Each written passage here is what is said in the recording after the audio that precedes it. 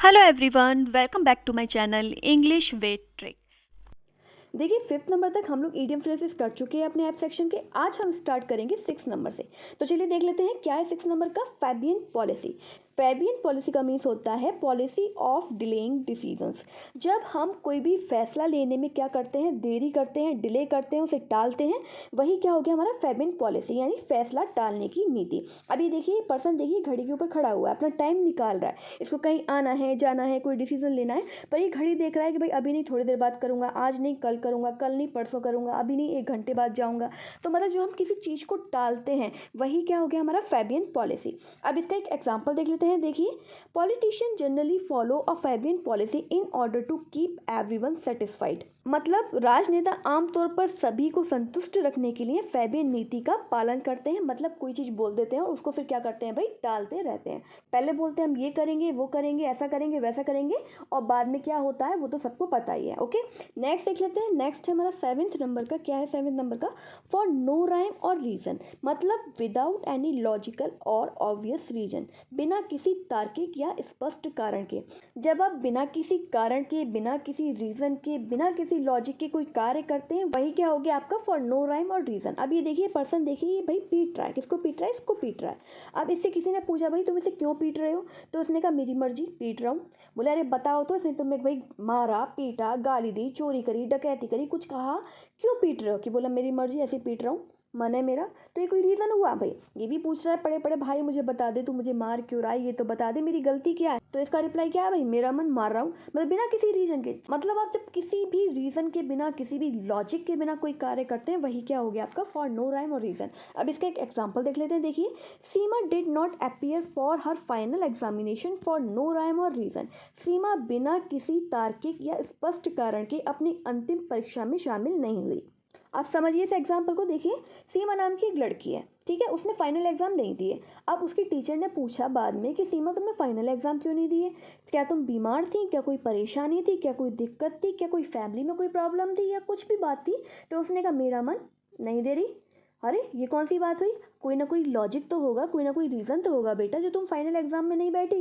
बोले नहीं कोई रीज़न नहीं था, मेरा मन नहीं बैठी। तो मतलब क्या हो गया, बिना किसी रीज़न के, बिना किसी कोई भी लॉजिक के कोई भी कार्य करना क्या कहलाता है आपका फॉर नो राइम और रीज़न। आई होप समझ में आ गया हो। नेक्स्ट देख लेते हैं 8th नंबर का। क्या है 8th नंबर का? Fight to the finish. मतलब फाइट टू द एंड, अंत तक लड़ाई लड़ना या अंत तक किसी चीज़ के लिए लड़ना ही क्या कहलाता है फाइट टू द फिनिश। अब ये देखिए पिक्चर देखिए, ये जो बच्चा है ये देखिए फर्स्ट आ रहा है, दौड़ रहा है। अब बाकी भी भाई दौड़ रहे हैं, क्या ये सब ये सोच रहे हैं कि भाई ये तो फर्स्ट आ रहा है हम सब रेस छोड़ देते हैं? नहीं, ये लास्ट वाला बच्चा भी ये सोच रहा होगा कि भाई शायद मैं दौड़ता रहा अपनी मतलब जीत के लिए लड़ता रहा, तो शायद मैं हो सकता है इससे आगे निकल जाऊं और क्या आ जाऊं, फर्स्ट आ जाऊं। अगर इसने होप छोड़ दी, फाइट करना छोड़ दिया, लड़ना छोड़ दिया आगे बढ़ने के लिए, तो क्या सही है? नहीं है ना। जब हम किसी चीज़ के लिए अंत तक लड़ते हैं तो वही क्या कहलाता है हमारा fight to the finish. I hope समझ में आ गया हो। अब इसका एक एग्जाम्पल देख लेते हैं। देखिए Indian army has vowed to fight to the finish and turned every intruder out of Indian territory। मतलब भारतीय सेना ने अंत तक लड़ने और हर घुसपैठियों को भारतीय क्षेत्र से बाहर खदेड़ने की क्या खा ली भाई, कसम खा ली। मतलब भारतीय सेना अंत तक लड़ी, ठीक है। आई होप समझ में आ गया हो। नेक्स्ट देख लेते हैं। नेक्स्ट है हमारा 9th नंबर का। क्या है 9th नंबर का? Few and far between. Few and far between का मीन्स होता है वेरी रेयर। जो चीज़ बहुत ही कम होती है, बहुत ही रेयर होती है, उसी के लिए क्या बोला जाता है फ्यू एंड फार बिटवीन, यानी कभी कभी।